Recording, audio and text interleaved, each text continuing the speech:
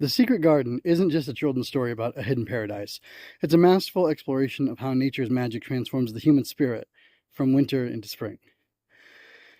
The Secret Garden was written in 1911 by, or published, I should say, in 1911 by Frances Hodgson Burnett, and I have a lot to say about it. I really like this book. I was covering it chapter by chapter, but I'm just going to cover it in one go now with this episode. This is technically Fortress Fiction, or I guess whatever. It's technically episode 15, even though it's not episode 15, but here we go. So real quick, I really liked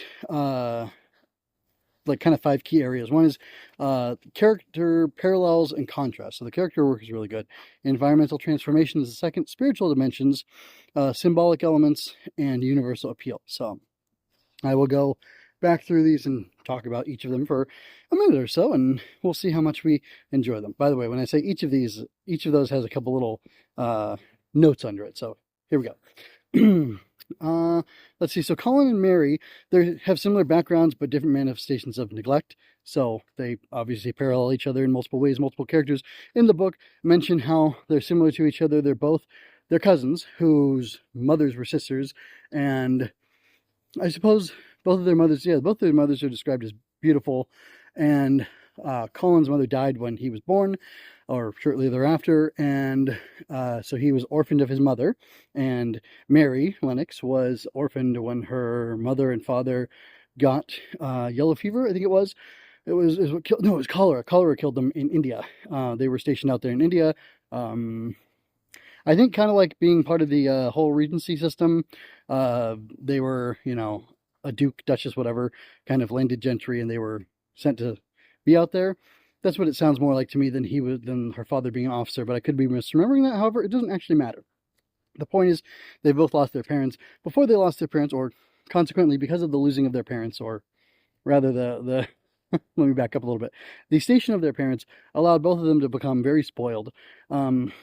Mary's mother didn't want her, and she didn't want her interfering with her parties and her social activities, so she left her to be tended to by the maids, or the nannies, the nurses, who took care of her completely, and they let her be a tyrant because they would be yelled at and punished, presumably, by her mother, Mrs. Lennox, if Mary was in her way and ruining things for her. So they did everything they could to keep the little girl at bay and pacified, basically. Colin, on the other hand, after his mother's death, his father felt like he couldn't look at his son. He'd wished that he had died. He was sad that his son had lived, and therefore he gave him things, and he gave him people to tend to him, but he never himself tended to his son or cared for him, and it was too hurtful. Well, anyway, the reasons don't really matter right now, but you have these two people who grow up isolated from their parents, from their loved ones, in a very real way. Even though Mary's parents were living until the cholera took them, they were both growing up in this way, almost orphans already, and they were growing up completely spoiled and being able to control. They were little tyrants who were able to control the people around them through whatever means, and that damaged both of them. It caused them to both be lesser people. Despite the fact that they are great in their own ways, or they come from families of great lineage and great wealth and whatnot, none of those things really matter, because you can have all the material good in the world, but if you're hollow inside and if you're rotten to the core, then nobody wants to be around you, and you really do have nothing, which I think is illustrated very nicely in this story. So that's a way in which they parallel each other, Colin and Mary, and Colin and his father, Mr. Craven. I don't remember Archibald. That's right. They are both isolated from each other, and they supposedly Colin has the same maladies as his father, where he's going to be a hunchback and all these different things. Even though his father's like backpacking across Europe and climbing mountains and hiking and things like that. I'm not sure how exactly a cripple is doing that sort of thing, but he's a sickly man because he's because he wants to be, or he doesn't want to be healthy, I guess, is the problem. And Colin has never learned to want to be healthy and to seek more for himself, or demand more for himself, or try more for himself up until this point, because of previously discussed neglect. And Dickens' family is like a foil to the Cravens and the Lennoxes, because they are poor, Yorkshire folk, and they have a crude manner of speech, and you could say a crude manner of acting. They're not great lords and ladies, but they do have great things. His mother is a great lady, despite not having a title or any wealth. Um, she's raised 12 kids, and she's a wonderful woman. She's very warm, and the servant, the chief servant, housemaid, whatever, at Craven's estate, Mrs. Matlock, says that she's like this incredible person who she absolutely adores, and who is instrumental. It's acknowledged that she's instrumental in the healing and the transformation of both Colin and Mary, and that's stated in different ways throughout the book. And it's through the effects of her children mainly, but it just shows you what kind of mark a mother can leave on her children, because she's so good and I was gonna say holy, which yes, she is holy, but just we'll get to that later. She's so good and kind and loving, and she gives that same warmth to her children, and they're able to share it with other people despite their poverty and despite what they lack. They're able to give so much from the goodness of their heart, and I would say because of the goodness of their heart that has been imbued into them by their mother. They've grown up cheek and jowl, hungry, not having what they wanted or needed to eat, but they grew up loved. They grew up with parents who were there in body and spirit. And heart, I guess. Spirit and heart. And maybe the father is away working a lot. Maybe the mother's away working a lot, but the love is still there and it's still felt by people. It's unclear to me whether their mother is at home or not. I think she's a working woman, doing whatever in the village. So anyway, regardless, they have the love and they have the family, Dickon and his family, that Mary and Colin don't. Despite all their greatness, they're lacking. They are poor. And Dickon, this poor Moor boy, is rich, and his sister is rich to an extent too, having been raised in the same family. And it's really wonderful how this small cast of characters, and you've got the gardener as well, Ben Weatherstaff, and you've got some other people, Mrs. Matlock, and a few others, and they really work to texture the story. There's a nurse, there's the doctor who's Colin's uncle, Archibald's brother, Dr. Craven. Like, they're secondary and they have a lot less time and a lot less focus, but you can also see some good character work being done with them as well, and how they're contextualized. And not only does Hodgson do this great foiling and paralleling work with these characters, but she also, what was I going to say? I don't know, but she makes a character out of birds, which is very interesting to me and very fun. There's even a chapter near the end of the book where it's from the perspective of a robin and his mate, and that's pretty special, I think. So we have those character dynamics that are set up and used to tell the story, but we also have the environment and status of the environment, and Mary and Colin's, let's say, perception of the environment to consider as well. India is described in very unflattering terms. The Moor is initially described in very unflattering terms. In the early chapters, chapter 3, chapter 4, even, I think I was saying that it felt like a horror, like this was a gothic horror book. And part of what made that the case was the bleak wilderness that the Moor was. It was deciduous. Everything was in sticks instead of it being fully leaved, and it was just not very attractive, and it was not very inviting. And there were these horrible howling winds, haunted sounding winds that went over the moor, and they scared Mary. She had never experienced anything like that in India, and yeah, it really did have this tone of like horror. But now that I'm thinking back on it, now that I have this different perspective on it after finishing the book, it's almost like it's the horror is it's what goes on in here that's hard. It's not the chains. It's the horror was inside because she was empty. She was hollow. She was lifeless, like the Moor, or like the Moor seemed to be. But there was still life in the Moor, just like there was still life in her. Which again, it all links back to each other. It's Hodgson does a very interesting job, a very good job. I'm not trying to take anything away from her. She did a very good job of layering the storytelling, and it's really cool how she does that, and I appreciate that. We also have this dichotomy of people who are always indoors, like Mary and her mother and whoever else. They were always indoors. They wouldn't really go outside because the humidity and whatever else in India was so hot and so oppressive for them. It was not, something that they could do. And Mary was said to be yellow and sickly and thin because of that. She didn't get exercise. She didn't have good appetite. Um, Colin, the same thing. He doesn't go outside. He thinks being outside will be unhealthy for him, and it's not. It's quite the opposite, but that's what his perception is. That's what his father's perception is. Even his uncle Craven, Dr. Craven rather, has that perception, and yet there's a big doctor from London who comes to the moor, to Misselthwaite Manor, and says that that's what he means. That's what he needs. He needs to get rid of his back brace. He needs to get up. He needs to get out of bed. He needs to be acting like a normal boy, running around, getting fresh air and exercise and things like that, and he'll be healthier. And sure enough, that is what happens in the book, but we don't find that out until it starts happening. Um, so it's just kind of deepening that indoors outdoors dichotomy, and being trapped inside, being cooped up inside, and not being able to go outside, or not feeling like you are able to go outside is not something good for anybody in this story. Uh, when you're able to get outdoors, it's a good thing. However, the indoors are not treated as a horror show either. With the perspective of the people changing, the indoors become a better place and a good place. I believe Mary felt trapped. Mary felt like the manor was scary because it was so large. However, she and Colin at one point go exploring uh, the inside of the manor, and they find all sorts of wonderful things, and they have lots of fun, and it's a very enjoyable experience for them because their mindset has changed by that time, not because of anything different about the home or the house changing, rather. And to go along with that, that doesn't happen until spring is upon them.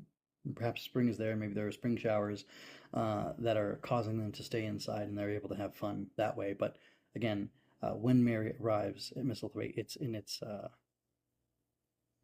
was going to use a French word, and I don't even know if it's the right word, and I can't even say the word right now, but it's in my mind. Maybe you know what it is. Um, if you do, let me know. Because I don't think I'm going to say it, and I'm not going to flash it on the screen. Anyway, oh, nadir is what I was going to say.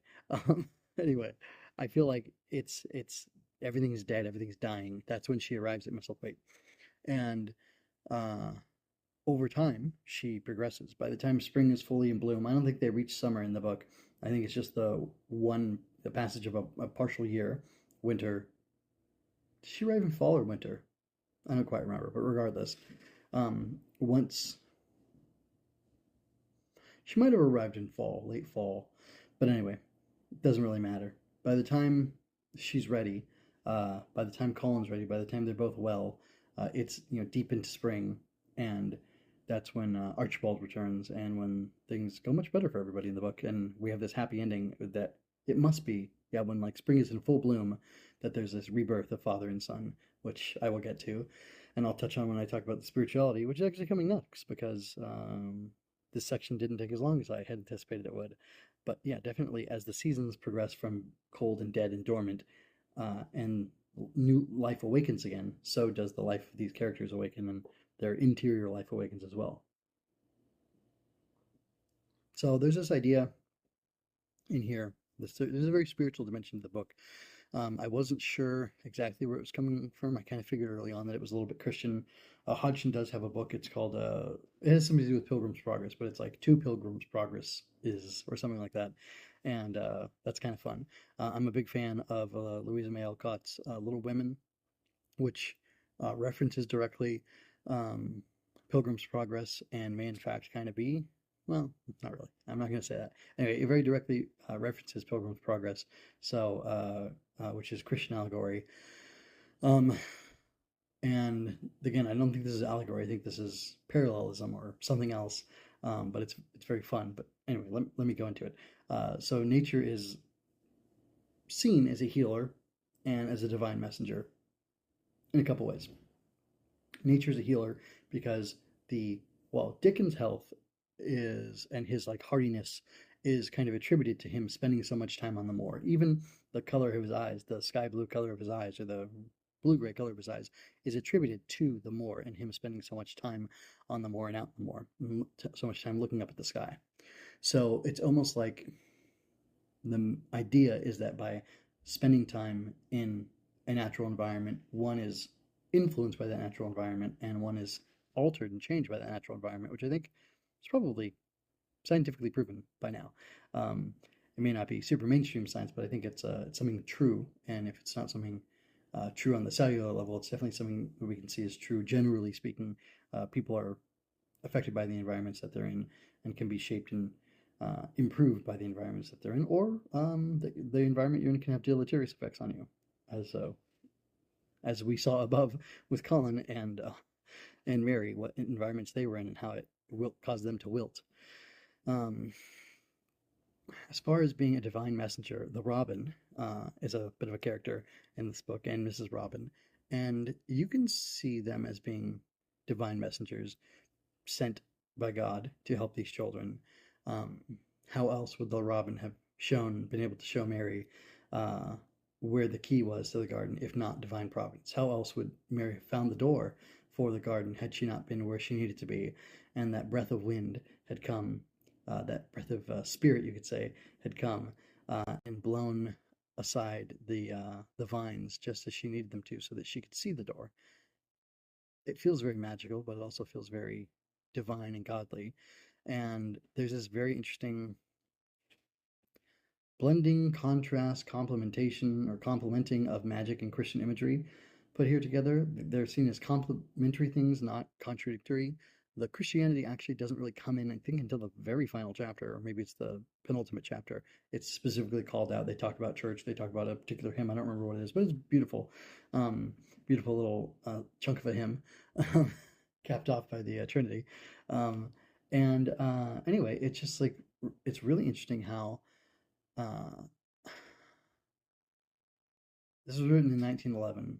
I don't know when it's supposed to be set, maybe somewhere around then. These are children. Um, I don't know that Collins received any formal education. He knows how to read, and he's kind of an autodidact. He's read a lot of books himself, books on science and books on nature and books on lots of other things.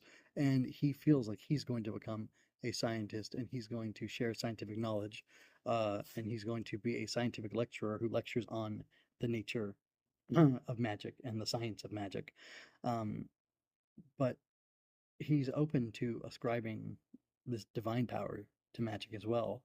And the way he speaks of magic, um,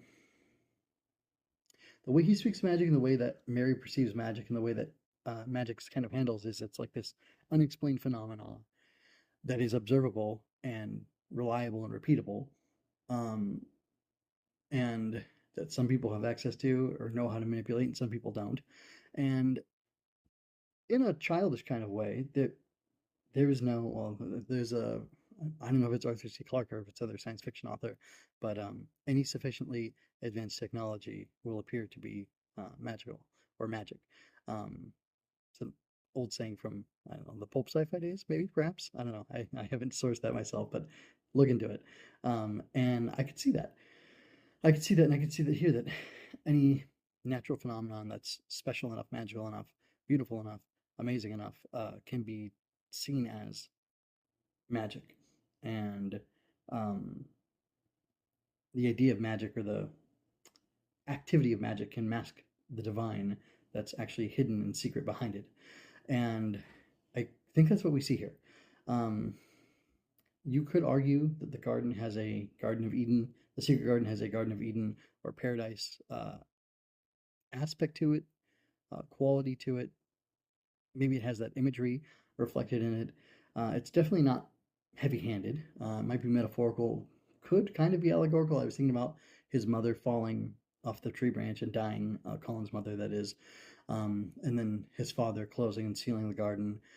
If you don't know, if you're not familiar, I think it's Genesis 2, that after Adam and Eve had sinned by eating of the fruit of the tree of the knowledge of good and evil, they were banished, and there was a angel, a cherub, an angel with a flaming sword uh, that guarded the way to the garden and prohibited them from getting in. And in a way, you could see that when, well, and of course, through that sin, death came into the world, and it was through the woman.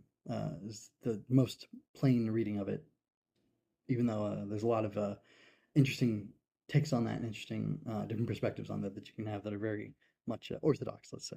Um, but anyway, Mrs. Craven dies in the garden, and then her husband pulls away from it, puts himself into exile, so to speak. They were exiled into the land of Nod, or no, that was actually Cain. They were exiled out of the garden, regardless, and the way was sealed, and um, it was the door was locked and the key was hidden, and it was very much barred and closed off from anybody entering it until this little girl. And this is where the analogy breaks down, or the metaphor for it breaks down. Then this innocent little girl, who's actually a rather nasty little thing, is somehow guided um, by nature, by God, to find a way back into this garden. And through entering into that garden, she's able to, or it's less that she's able to, and it's more that she happens to facilitate um, the redemption and the healing and the coming back to life of this young boy, her cousin. She's kind of like a redeemer for, if you will, if you want to go even farther with the Christian imagery, although there's a strong concept within the Jewish texts alone of the kinsman redeemer, or the blood avenger, really. And that has more to do with, well, something else that's not really related. So we won't go into that right now. But I do think it's interesting. There's a lot of interesting spiritual, biblical imagery in here, and you could argue that some of it's Christian, but I think it could be Jewish as well. But the main thing is that it's biblical, and I think that's really interesting. So moving on from that, there's really strong symbolic elements. Like I've been talking the whole time about symbolic elements in this story. So the key that's hidden to the garden, as I alluded to earlier, once it's available and accessible, it unlocks the garden. Mary goes into the garden. She sees its beauty. She's astonished by it. We learn later that Ben Weatherstaff had actually climbed a wall and would go into the garden and prune it and tend to it of his own volition. He wouldn't use the gate because the master had forbidden it. However, he had the choice to fight against that, and until the rheumatoid got him, or the rheumatism got him, he was going in there and tending to the garden, pruning it and such to help it to flourish, even in the absence of his lady, who he had basically sworn to take care of it too before her death. But eventually, like I said, Mary is kind of supernaturally guided to the key to the garden, and then she unlocks it. It finishes it, like completes her transformation. She meets Dickon, who again he's almost like this cherubic figure, like like if you think about Lot being taken out of Sodom and Gomorrah. I guess it was just Sodom, actually, being taken out of Sodom by this angel who helped guide him out and save him. Dickon can kind of be seen as that kind of figure as well. And he's this very peculiar boy, this animal charmer. He's very special. He's very a magical presence in the book, even though he's seems to be positioned as only being human, but he has almost these supernatural qualities in and of himself, which is really interesting.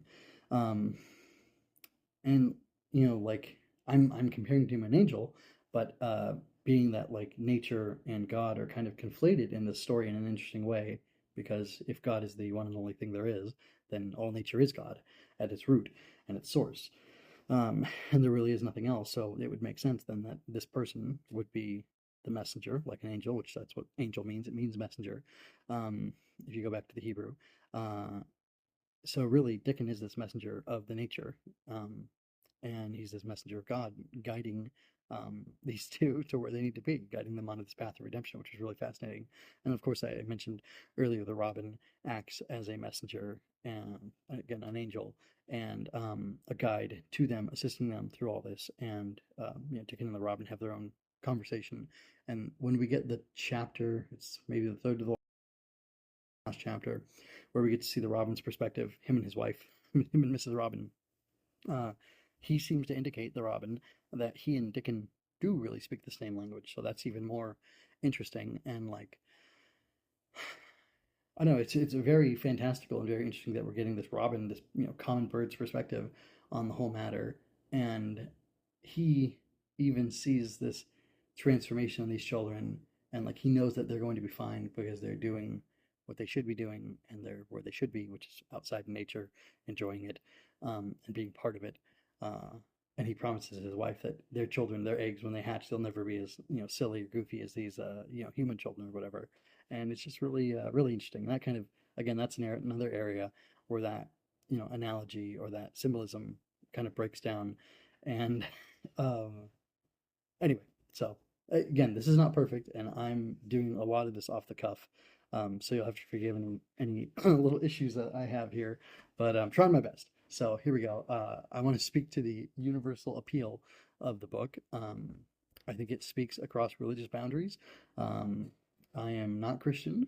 I am definitely on the Jewish side of things, and despite the explicit Christian things here at the end, I have no issue with any of that because the way it's presented is so open and so optimistic and so welcoming to these people, the children in particular, but other staff as well. That like there's really no issue with it. There's nothing. This isn't a preaching book. It isn't a Christian book. It is a book that has some Christian things in it, but really they're the most universal of Christian things. They speak of, again, God's sovereignty, God's connected to nature, how God speaks through nature, and really what I think helps it the most is that Colin really has no nature, no knowledge of God, no knowledge of church, no knowledge of the Christian culture. He's existed in this interesting space and of isolation, really. He's been quarantined, and that gives him a very different perspective. He has a open, curious perspective, and he's interested in these different things. But he almost has like he's very captivated by the ideas of magic. And when Mary is coaxing him or helping him, soothing him to go to sleep early on, she tells him stories of India and the magic that she heard of there or saw there herself, snake charmers and things like that. And there's almost this animistic viewpoint, which is very universal. People all over the world, different cultures, older cultures, um, more indigenous cultures will feature animism as part of their worldview. And I actually don't want to speak out of turn, so I copied from the wiki what animism is specifically, and I will read that definition for you now. Animism is from the Latin anima, meaning breath or spirit or life, is the belief that objects, places, and creatures all possess a distinct spiritual essence. Animism perceives all things, animals, plants, rocks, rivers, weather, systems, human handiwork, and in some cases words, as being animated, having agency and free will. Animism is used in anthropology of religion as a term for the belief system of many indigenous peoples, as I made reference to, in contrast to the relatively more recent development of organized religions. Animism is a metaphysical belief which focuses on the supernatural universe, specifically on the concept of the immaterial soul. Although each culture has its own mythologies and rituals, animism is said to describe the most common foundational thread of indigenous peoples' spiritual or supernatural perspectives. The animistic perspective is so widely held and inherent to most indigenous peoples that they often do not even have a word in their language that corresponds to animism or even religion. The term animism is an anthropological construct. But I do definitely believe the children's perception of nature and magic and this like nascent conception of the spiritual world is definitely rooted in an animistic like worldview or perspective. And I think that without context, without upbringing, that it's very natural for children to tend to or to have an innate animistic perspective. So it definitely makes sense within this context. If you allow me to get a little more religious here on you, there's a story it's a midrashic story. I don't know if it's from the Talmud or the Gemara specifically, but that Abraham, the father of the Abrahamic faiths of Judaism and such, he actually, at a very young age, I think by the time he was 3, had looked at, observed, and perceived how all the different idolatrous practices, I don't know how to say that, that he was exposed to worked in the world. His father was an idol maker, and he looked at all these different idol making and following, idol worshiping religions and practices and cultures around him and said, none of these are right. And there's this great story that I'm being urged to tell, being compelled by some spirit, some animal spirit close to me, that one time Abraham's father went out. His name was Abram at the time, or Abram at the time. His father went out on a trip, and he left his son in charge of the idol shop. And when he came back, all the idols had been smashed except for the largest one, and there was a hammer in the hand of the largest idol. And his father said, "What happened, son?" uh, who smashed all these idols? And Abram said, look, Dad, it's that one right there, the one holding the hammer. What? And he said, yeah, this lady came in and she brought soup and offering to these idols, and all the idols started fighting over who would get the offering. And one by one, they started fighting, and this big idol got mad, and because he's the biggest and the strongest, he grabbed this hammer and he crushed all the other idols and destroyed them. And here he is, he's holding the hammer, so that's proof. And his father said, you know there's no such thing. You know that's not possible. I carved all of these idols by my hand. And then he said to him, then why do you worship them? And it goes on from there. That's a very fun story, but it illustrates a point of, I guess, spiritual sophistication and spiritual perception that children have that I don't know that they're always credited with, but I definitely see it, and I think it's evidenced here. I think that's something that Hodgson put into this book, and I think that's interesting. Going back up to my notes from that description, I think the universal appeal of the book is why it continues to resonate with modern readers. And again, I think you could be completely secular. I think you can be Catholic, Christian, Jewish, Muslim, whatever, and you would still be charmed by this book because, as a person of faith, you think that God loves you and loves the world and created it for you to some perspective. Now, to somebody who's not religious, that might sound ridiculous because you're saying, what, God created the world for you? But yeah, God did create the world for you. There's another saying that, well, anyway, I won't get into that right now, but to have this perspective that God loves you so much that he created the world and filled it with all these wonderful things is part of it. And you're being very distracting. Hold on. What are you trying to say? Say it louder. Mm, You know, not you think. Oh, okay, yes. If you believe in God, you know that the world, that he created the world for you, at least in part for you. Not that you think, it's that you know. I guess that's what it is to have faith, right? Anyway, so yeah, if you know that, um, then doesn't matter how different Mary and Colin are from you, you can see that they have a bit of the truth that you know, or they're learning that bit of the truth. They're getting in on the secret that you have, that your mother and father have given to you, that whoever has given to you. And it's kind of exciting to see them get in on the secret, which that's a whole nother thing. There's this whole idea of this secret and this like this keeping secrets and like this wonderful secret that the garden is and Colin's growing health is that becomes a large focus of or a large motivator for Colin, and it is for Mary for a little while, but then it really becomes Colin's passion, and he's very happy that he has this secret that he can let other people in on, and then by the end of it, he starts off being very exclusive about it, but then by the end, he wants everybody in on his secret, um, which is that he will live forever. That the garden, not literally, it's figurative, but he's a kid, so it's okay. And like that he's healthy and that he's whole, and that he has this joy in this life. Yeah, the more I think about it, the more this is like you can definitely see like the Christianity in it, but it definitely goes beyond that to the foundation, which I think is impressive. Um, so yeah, it would make sense, or it does totally make sense why this has such a long-lasting appeal, because it is such a beautiful story. It's very meaningful, and it's so thematic, and it hits on so many different levels that, like, I thought I'd really analyzed this book and thought about it really well, but as I'm talking about it, I'm discovering more layers to it and more little bits of it. It's like walking through a garden and being surprised by all the beautiful things that are developing there.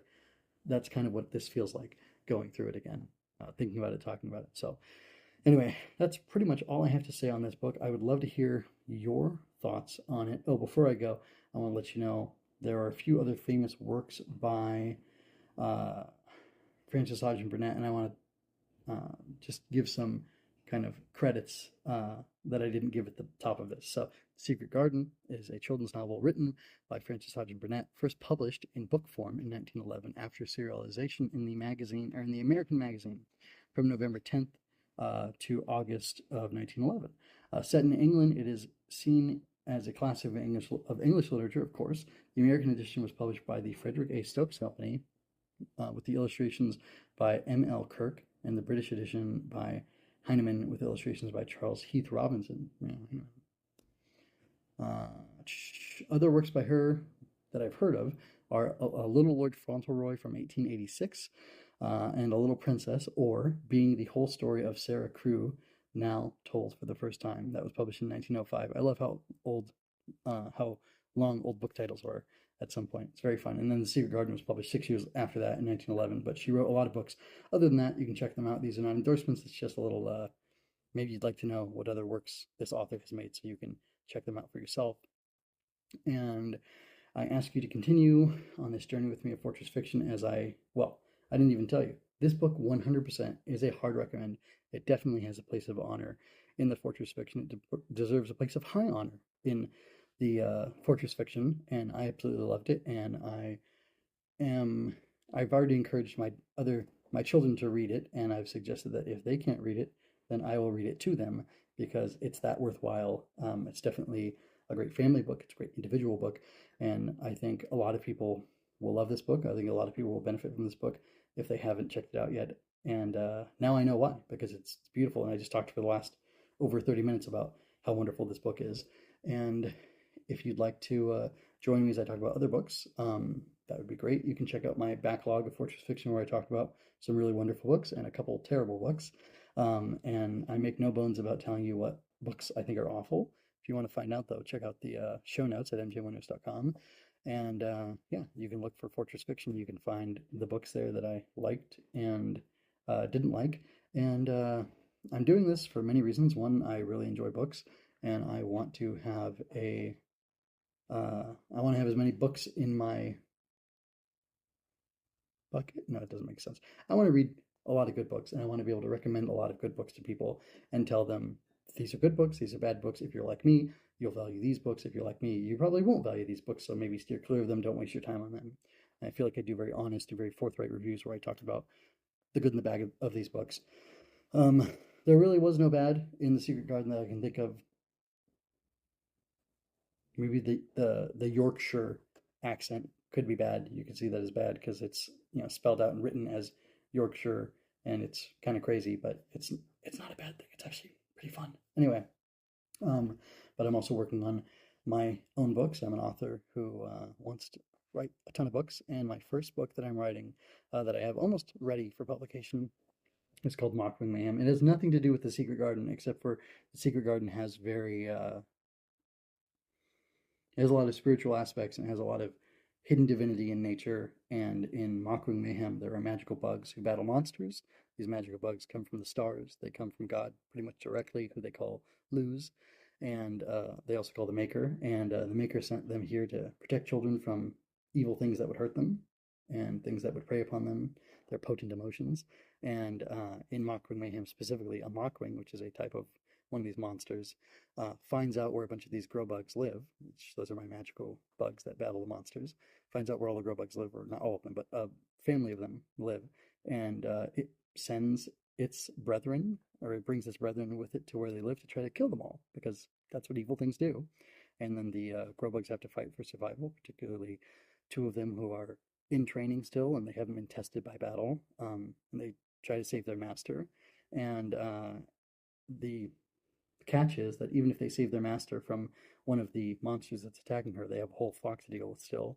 And if you want to know how that turns out, then you have to read Mockwing Mayhem. You can sign up on my website for the newsletter, and you can find out when the book comes out. You can get some bonus material, some short stories, or a short story and some bonus material that go with the book as a little extra, as a little bonus for people who sign up early. And you can find out when it's going to come out, and you can get it and check it out for yourself and enjoy it for yourself, because I think it's a very good book. It's a middle grade book, and yeah, I think it's very good. I've worked on it a lot, and I keep working on it, keep improving it, and I think it's getting better and better. Been reading it to my kids. They're biased, of course, but they seem to like it, and that's nice. So, do you like it a lot?